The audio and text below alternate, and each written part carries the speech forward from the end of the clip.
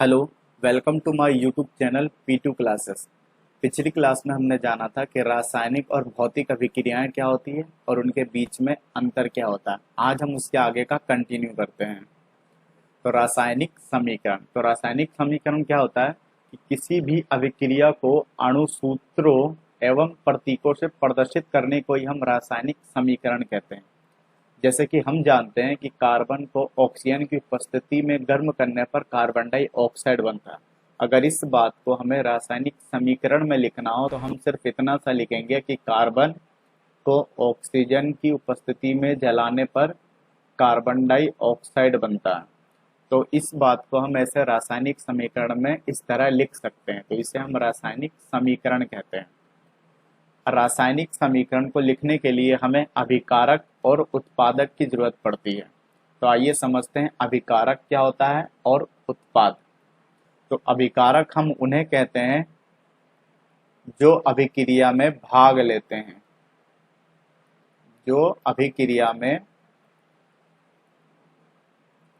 भाग लेते हैं उन्हें हम अभिकारक कहते हैं। जैसे कि इस अभिक्रिया में कार्बन और ऑक्सीजन ने अभिक्रिया में भाग लिया है, तो इन्हें हम अभिकारक कहेंगे। या हम इन्हें ऐसे भी कह सकते हैं कि तीर के निशान के बाईं तरफ जो होता है उसे हम अभिकारक कहते हैं। बाईं तरफ मतलब उल्टे हाथ की तरफ, लेफ्ट हैंड साइड में, हमारे लेफ्ट हैंड साइड की तरफ जो होता है उसे हम अभिकारक कहते हैं। अब समझते हैं उत्पाद। उत्पाद हम किसे कहते हैं? जैसे कि हमारा पिछला समीकरण था ये, तो उत्पाद किसे कहते हैं? जो नया पदार्थ बनता है। जो नया पदार्थ बनता है उन्हें हम उत्पाद बोलते हैं, प्रोडक्ट बोलते हैं। जैसे कि यहाँ पर CO2 जो है हमारा उत्पाद है। उत्पाद को हम ऐसे भी समझ सकते हैं, जो तीर के निशान के राइट साइड की तरफ होते हैं, दाईं तरफ जो होते हैं उन्हें हम उत्पाद कहते हैं, हमारे सीधे हाथ की तरफ जो होता है। अब रासायनिक समीकरण को लिखने के कई चरण होते हैं। जैसे कि सबसे पहले कि रासायनिक अभिक्रिया को लिखने के लिए समीकरण में सबसे पहले क्रिया कारक को लिखकर तीर का निशान लगाते हैं। मतलब कि सबसे पहले हम अभिकारक लिखेंगे और उसके बाद फिर हम तीर का निशान लगाएंगे और उसके बाद हम यहाँ पर उत्पाद लिखेंगे जो हमें प्रोडक्ट मिल रहा है नया। लेकिन अगर एक से ज्यादा अभिकारक है तो उन अभिकारकों को हम प्लस करके लिखेंगे। जैसे कि इस समीकरण में ही हम देखें तो कार्बन है और ऑक्सीजन है, ये दोनों मिल करके हमें प्रोडक्ट दे रहे हैं। तो यहाँ एक से ज्यादा अभिकारक है इसलिए हमने प्लस लगाया है। अगर मान लो उत्पाद भी एक से ज्यादा बनता तो यहाँ उत्पाद में भी प्लस लगाते, लेकिन यहाँ उत्पाद सिर्फ एक है इसलिए हमने यहाँ एक ही लिखा है उत्पाद। एग्जाम्पल के तौर पर अगर मान लो हमें चाय बनानी है तो चाय के लिए हमें जरूरत पड़ेगी चाय पत्ती की प्लस चीनी और प्लस मान लो कुछ अदरक वदरक डाल रहे हैं तो उसकी। तो यहाँ हमारे पास तीन अभिकारक थे इसलिए हमने इन तीनों को एक प्लस करके लिखा है और इससे हमें प्रोडक्ट क्या मिलेगा? चाय। तो चाय क्या हो गया? हमारा प्रोडक्ट हो गया। अब हम जानते हैं कि रासायनिक अभिक्रिया में ना तो द्रव्यमान का निर्माण होता है और ना ही क्षय, अतः तीर के चिन्ह के दोनों ओर अभिकारकों और उत्पादों के परमाणुओं की संख्या समान होनी चाहिए। जैसे कि हम इस अभिक्रिया में ही देख सकते हैं कि यहाँ कार्बन का एक अणु है अभिक्रिया से पहले और अभिक्रिया के बाद भी एक ही अणु है। इसी तरह हम यहाँ ऑक्सीजन का देख सकते हैं, यहाँ पे 2 और यहाँ पर भी ऑक्सीजन कितना है? 2। इसका मतलब यह है कि अभिक्रिया से पहले और अभिक्रिया के बाद परमाणुओं की संख्या क्या है? बराबर है। दोनों ओर के अणुओं की संख्या को घटा बढ़ाकर समीकरण को संतुलित किया जाता है और रासायनिक समीकरण को संतुलित करने की विधि को हम बोलते हैं अनुमान विधि या हिट एंड ट्रायल मेथड बोला जाता है। रासायनिक समीकरण को संतुलित करने के लिए सर्वप्रथम हम ऑक्सीजन और हाइड्रोजन को छोड़कर दूसरे परमाणुओं को संतुलित करते हैं। मतलब किसी भी समीकरण को अगर संतुलित करना होगा तो हम सबसे पहले ऑक्सीजन और हाइड्रोजन को छोड़ करके जो भी बचा रहेगा उसको संतुलित करेंगे। आगे समझ जाएंगे। अब देखते हैं रासायनिक समीकरण की विशेषताएं क्या होती है। जैसे कि हमने देखा था रासायनिक समीकरण C+O2 देता है CO2।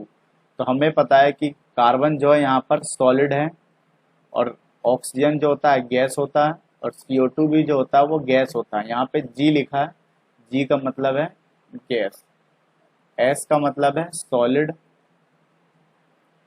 मतलब कि ठोस, और गैस का मतलब तो गैस ही। और अगर L लिखा होता है इसका मतलब क्या होता है लिक्विड मतलब कि द्रव। और एक होता है AQ, AQ है AQ, AQ का मतलब एक्वस का मतलब जलीय,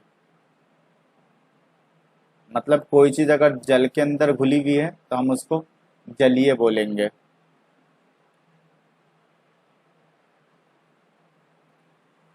तो क्रिया कारक तो इसकी विशेषताएं रासायनिक समीकरण की कि क्रिया कारक उत्पाद के बारे में संपूर्ण जानकारी और अणुओं की संख्या, द्रव्यमान आदि का पता चलता है। जैसे कि हम यहाँ पे देख सकते हैं कि कार्बन यहाँ एक है और ऑक्सीजन के यहाँ पे दो अणु हैं, दो परमाणु हैं। इसी तरह यहाँ देख सकते हैं कि CO2 का एक अणु है। तो हम यहाँ पे हमें जानकारी किससे मिली, रासायनिक समीकरण से।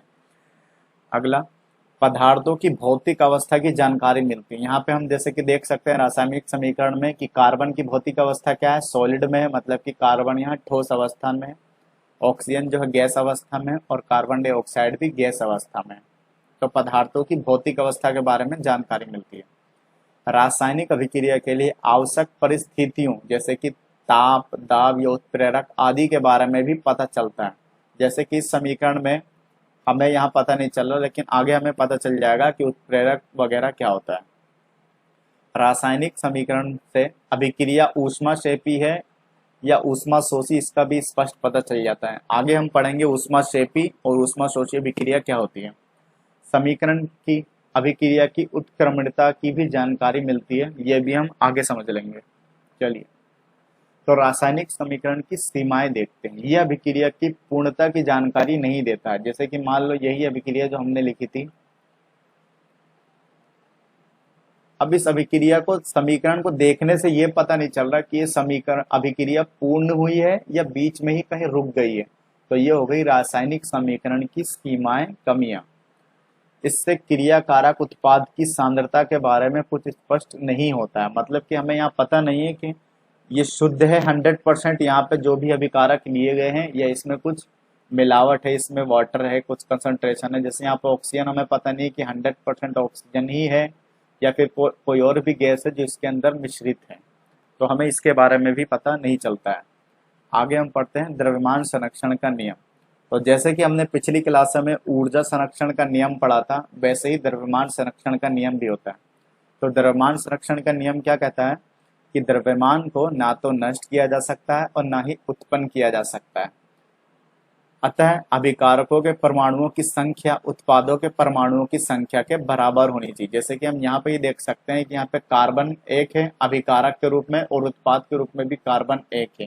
ऑक्सीजन यहाँ पे दो है, यहाँ भी दो है। तो मतलब कि यहाँ पे द्रव्यमान संरक्षण का नियम लागू हो रहा है। अब हम समझते हैं संतुलित रासायनिक समीकरण किसे कहते हैं। तो वो समीकरण जिसमें अभिकारक के परमाणुओं की संख्या बराबर होनी चाहिए उत्पाद के परमाणुओं की संख्या के, परमाणुओं की संख्या के, तो उससे हम बोलेंगे कि संतुलित रासायनिक समीकरण है। जैसे कि हमने C+O2 CO2, तो यहाँ पे अभिकारक जितने हैं, मतलब कि यहाँ अभिकारक में कार्बन एक है तो यहाँ भी एक है, यहाँ पे ऑक्सीजन दो है तो यहाँ भी ऑक्सीजन दो। इसका मतलब ये संतुलित रासायनिक समीकरण है। इसी तरह हम यहाँ पे देख सकते हैं कि माना कि हमारे पास मैग्नीशियम है, इसको ऑक्सीजन की उपस्थिति में जलाया गया तो हमारे पास जो प्रोडक्ट मिला वो मिला MgO। तो यहाँ पे ऑक्सीजन एक है, यहाँ भी ऑक्सीजन एक है, वो मैग्नीशियम सॉरी, यहाँ पे ऑक्सीजन दो है जबकि यहाँ पे ऑक्सीजन एक है। इसका मतलब ये संतुलित रासायनिक समीकरण नहीं है। जबकि हमने पिछले उसमें ही पढ़ा था कि जो द्रव्यमान संरक्षण का नियम जो कहता है कि जितने अभिकारक का जितना द्रव्यमान होना चाहिए उतना ही प्रोडक्ट का होना चाहिए, जबकि यहाँ ऑक्सीजन के साथ ऐसा नहीं हो रहा। इसका मतलब यहाँ पर द्रव्यमान संरक्षण का नियम फेल हो जा रहा है। इसके लिए हमें इस समीकरण को संतुलित करना पड़ेगा। तो मतलब ये है कि जो समीकरण संतुलित नहीं है उन्हें हमें संतुलित करना पड़ेगा, क्योंकि यहाँ पर द्रव्यमान संरक्षण नियम का उल्लंघन हो रहा है। तो आइए सीखते हैं रासायनिक समीकरण को संतुलित करना। तो सबसे पहले हम इस समीकरण को दोबारा लिख लेंगे। तो ये हमने लिखा C3H8 प्रोपेन जो है इसको ऑक्सीजन की उपस्थिति में जलाया गया और ये जो हमें उत्पाद है वो मिला CO2 प्लस H2O। अब हम इन सभी को बॉक्स में बंद कर लेंगे।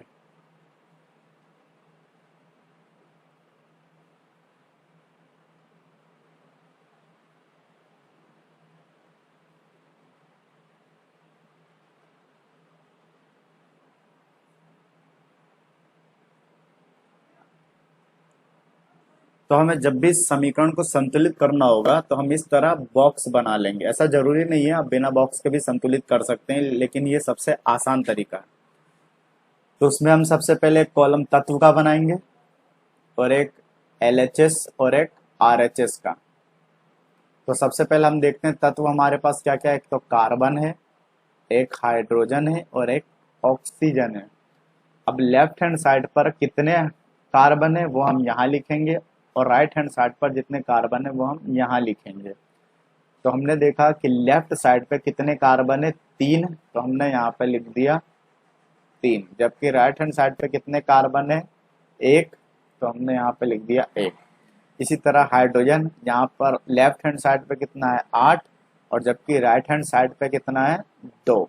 इसी तरह ऑक्सीजन हम देखते हैं, लेफ्ट साइड पे कितना है, 2, और राइट हैंड साइड पे कितना है, 3। तो समीकरण को संतुलित करने के लिए हम सबसे पहले उन परमाणुओं को संतुलित करते हैं, मतलब हाइड्रोजन और ऑक्सीजन को छोड़ करके जो भी परमाणु तत्व है उसको संतुलित करते हैं। तो यहाँ पे कार्बन है, तो सबसे पहले हम कार्बन को संतुलित करेंगे। तो संतुलित करने के लिए देखो यहाँ पे राइट साइड पे कितने कार्बन है, 1, जबकि लेफ्ट साइड पे कितना है, 3। तो इनको बराबर करने के लिए हम क्या करेंगे, राइट साइड वाले को 3 से गुणा कर देंगे। तो यहाँ पर भी हमने राइट साइड पर 3 से गुणा किया, तो यहाँ पर भी हम 3 से गुणा कर देंगे किसको, कार्बन को, क्योंकि हमने कार्बन को 3 से गुणा किया है। ठीक है, इनको बॉक्स के आगे ही करना है, ना कि यहाँ पर इसके पीछे या नीचे कर देना है, क्योंकि इसके नीचे या पीछे करने पर इसके अणु सूत्र में परिवर्तन आ जाएगा।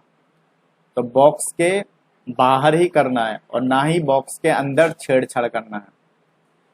अब हम ऑक्सीजन को देखते हैं, सॉरी हाइड्रोजन को। लेफ्ट साइड पर हाइड्रोजन हमारे पास 8 है, जबकि राइट साइड पर हमारे पास 2 है। तो अगर हाइड्रोजन को बराबर करना है तो हमें इसको 4 से गुणा करना पड़ेगा राइट हैंड साइड पर। तो हमने राइट हैंड साइड पर हाइड्रोजन को 4 से मल्टीप्लाई किया है, तो यहाँ पर भी हम 4 से मल्टीप्लाई कर देंगे। ठीक है, अब हम देख पा रहे हैं कि यहाँ पे कार्बन और हाइड्रोजन बराबर हो गए हैं। लेकिन अब ऑक्सीजन की स्थिति को हम दोबारा देख लेते हैं। तो देखो, लेफ्ट हैंड साइड पर तो ऑक्सीजन पहले भी 2 था, अभी भी 2 है, लेकिन राइट हैंड साइड पर हमने कुछ चीजों को गुणा किया है, तो हो सकता है कि ऑक्सीजन के अणुओं की संख्या में परिवर्तन हुआ। तो हम यहाँ पे देख सकते हैं कि ऑक्सीजन 1 था, लेकिन इसके आगे 4 लगाने से यहाँ पे 4 ऑक्सीजन हो चुका है। ऑक्सीजन यहाँ पहले 2 था, जबकि यहाँ 3 लगाने से ऑक्सीजन अब कितना हो गया, 2 तिया 6। तो टोटल ऑक्सीजन कितने हो गए हैं अब, 10। तो मतलब अब ऑक्सीजन 3 ना रह करके राइट हैंड साइड पर 10 हो गया है, जबकि लेफ्ट हैंड साइड पर अभी भी ऑक्सीजन कितना है, 2। तो अगर ऑक्सीजन को हमें बराबर करना है तो हमें लेफ्ट हैंड साइड पर ऑक्सीजन से कितने से मल्टीप्लाई करना पड़ेगा, 5 से। तो ये लो, हमने लेफ्ट हैंड साइड पर ऑक्सीजन को मल्टीप्लाई कर दिया 5 से, और इस तरह ये समीकरण संतुलित हो गया। तो आइए हम लिखते हैं संतुलित रासायनिक समीकरण। अब क्या हुआ इसका, C3H8 प्लस 5O2 देता है 3CO2 प्लस 4H2O। तो ये हो गया हमारा संतुलित रासायनिक समीकरण। चलिए आज के लिए इतना ही काफी है, आगे की बात कल करते हैं। Thank you.